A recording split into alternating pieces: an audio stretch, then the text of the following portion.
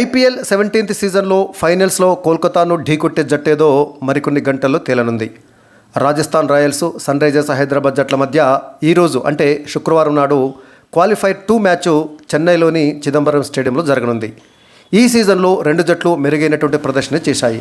Tourney ఆరంభంలో వరుస విజయాలతోటి మంచి ఊపు మీద ఉన్న రాజస్థాను ఆ తర్వాత వరుసగా 5 మ్యాచ్లలో ఓడిపోయి వెనుకబడింది.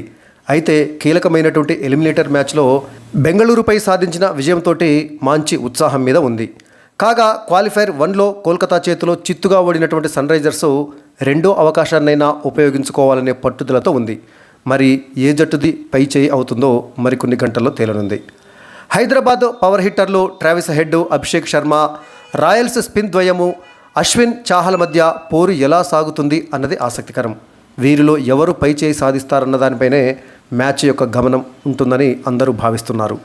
ఈ సీజన్లో పవర్ హిట్టింగ్ను మరో స్థాయికి తీసుకువెళ్లిన హైదరాబాద్ ఓపెనర్లు ఆ జట్టు భారీ స్కోర్లు చేయడంలో, విజయాలు సాధించడంలో కూడా కీలక పాత్ర పోషించారు. ట్రావిస్ హెడ్ 199.62 అంటే దాదాపు 200 స్ట్రైక్ రేట్తో 533 పరుగులు చేయగా, అభిషేక్ శర్మ 207.04 స్ట్రైక్ రేట్ తోటి 470 పరుగులు సాధించారు. ఇద్దరు కలిసి 72 సిక్స్లు, 96 ఫోర్లు బాదారంటే వాళ్ళిద్దరి విధ్వంసం ఏ స్థాయిలో కొనసాగిందో అర్థం చేసుకోవచ్చు.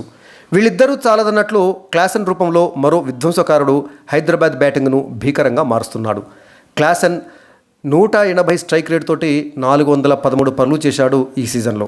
వీళ్లను నిలువరించడం ప్రత్యర్థి బౌలర్లకు అంత తేలికేమీ కాదు. అయితే చపాక్లో ఆడటం, ఉప్పల్ లేదా వాంఖెడేలో బ్యాటింగ్ చేయడానికి పూర్తిగా భిన్నంగా ఉంటుంది. బంతి ఆగి వచ్చేటట్టు చెన్నైలో స్ట్రోక్ ప్లే బ్యాటర్లకు సవాలే. ఈ నేపథ్యంలో రాజస్థాన్ స్పిన్నర్లు కీలక పాత్ర పోషించనున్నారు. తన కెరియర్లో ఇక్కడ ఎంతో క్రికెట్ ఆడినటువంటి అశ్విన్కు ఈ పిచ్పై మంచి అవగాహన ఉంది. చాహల్ రూపంలో నాణ్యమైన లెగ్ స్పిన్నర్ కూడా ఆర్ఆర్ జట్టులో ఉన్న నేపథ్యంలో ట్రావిస్ హెడ్, అభిషేక్ శర్మ, క్లాసెన్లను త్వరగా వెనక్కి పంపి మ్యాచ్పై పట్టు సాధించవచ్చని రాజస్థాన్ ఆశిస్తోంది. ఈ స్పిన్నర్లతో పాటు పేసర్లు బౌల్ట్, సందీప్ శర్మలతో కూడినటువంటి రాజస్థాన్ రాయల్స్ బౌలింగు చాలా ఉత్తమంగా కనిపిస్తుంది. మరోవైపు కమిన్స్, భువనేశ్వర్, నటరాజన్ల రూపంలో సన్ రైజర్స్ కూడా మంచి పేస్ దళమే ఉంది. కానీ నాణ్యమైన స్పిన్నర్లు లేకపోవటం ఆ జట్టుకు పెద్ద లోపం. మయాంక్ మార్కండే ఆకట్టుకోలేకపోయాడు. షాబాజ్ అహ్మద్ స్పిన్ బౌలింగ్ చేస్తున్నా ప్రాథమికంగా అతడు బ్యాటర్. మరి ఈ లోపాన్ని సన్ రైజర్స్ ఎలా అధిగమిస్తుందో చూడాలి. హైదరాబాద్ అంతా భీకరంగా కాకపోయినా జైస్వాలు, సంజు శాంసన్, రియాన్ పరాగ్, హిట్మైర్ వంటి వారితోటి రాజస్థాన్ బ్యాటింగ్ లైనప్ కూడా బాగుంది. వాళ్లను నిలువరించడం అనేది హైదరాబాద్ బౌలర్లకు సవాలే. ఇక ఈ రెండు జట్ల యొక్క హెడ్ టు హెడ్ అంటే ముఖాముఖి పోరుగా చూసినట్లయితే రెండు జట్లు సమ ఉజ్జీలని వాటి రికార్డులు కూడా చెబుతున్నాయి. ఈ జట్లు ఇప్పటి వరకు ఐపీఎల్లో 19 సార్లు తలబడగా హైదరాబాద్ 10 మ్యాచ్లలో గెలిస్తే రాజస్థాన్ రాయల్స్ 9 మ్యాచ్లలో గెలిచింది. అంటే హైదరాబాద్ జట్టుకి ఒక్క మ్యాచ్ మాత్రమే పై చేయి సాధించింది. దాదాపుగా రెండు జట్లు కూడా సమ ఉజ్జీలే అని చెప్పాలి. ఈ సీజన్లో తలబడ్డటువంటి ఒకే ఒక మ్యాచ్లో సన్ రైజర్స్ 1 పరుగు తేడాతోటి రాజస్థాన్పై గెలిచింది. ఇక ఈ రెండు జట్ల యొక్క ప్లే ఆఫ్స్ రికార్డు పరిశీలించినట్లయితే ఐపీఎల్లో ఆడినటువంటి 12 ప్లే ఆఫ్స్ మ్యాచ్లలో హైదరాబాదు 5 నెగ్గి 7 పరాజయం పాలైంది.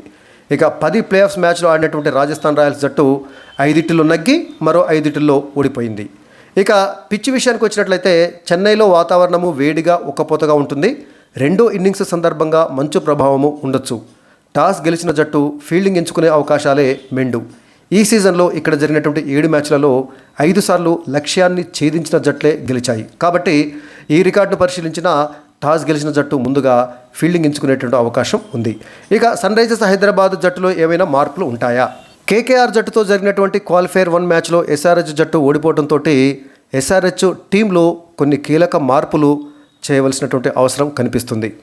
4వ విదేశీ ప్లేయర్గా బ్యాటర్ను తీసుకునే అవకాశం ఉంది. కీలకమైనటువంటి స్పిన్నర్ వియస్కాంత్ విజయకాంత్ స్థానంలో మార్క్రమ్ లేదా గ్లెన్ ఫిలిప్స్ను తీసుకునేటటువంటి అవకాశం ఉంది. ఇక సన్వీర్ సింగ్ స్థానంలో మయాంక్ మార్కండే జట్టులోకి వచ్చే అవకాశం ఉంది. చపాక్ స్టేడియం స్పిన్నర్లకు అనుకూలించేటటువంటి అవకాశం ఉందని ఇంతకుముందే చెప్పుకున్నాం కదా. మార్కండేకు తుది జట్టులో స్థానం దక్కేటటువంటి ఛాన్స్ ఉంటుంది. అయితే మయాంక్ మార్కండే ఎంతవరకు ప్రభావం చూపుతాడో తెలియాల్సి ఉంది. ఇక మార్కండేతో పాటు షాబాజ్ కూడా స్పిన్ బౌలింగ్ వేసేటువంటి అవకాశం ఉంటుంది. ఫిలిప్స్, మార్క్రమ్ కూడా బౌలింగ్ చేయగలరు. వీరిద్దరిలో ఎవరు జట్టులో ఉన్నా అదనపు స్పిన్నర్ జట్టులో ఉన్నట్లే. ఇక పేసర్లుగా భువనేశ్వర్ కుమార్, ప్యాట్ కమిన్స్, నటరాజన్లు ఎలాగూ ఉంటారు. గత మ్యాచ్లో కమిన్స్ ధారాళంగా పరుగులు సమర్పించుకున్నాడు.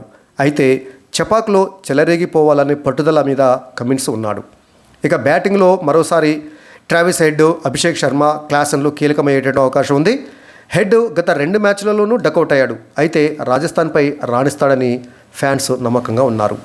ఇక ఈ సీజన్లో సన్ రైజర్స్ యొక్క ప్రధానమైన బలం వాళ్ళ ఓపెనర్లే. ట్రావిస్ హెడ్, అభిషేక్ శర్మ వీరిద్దరూ గనుక బ్యాట్ ఝులిపిస్తే ఆపటం అవతల ఎవరితరం కాదు.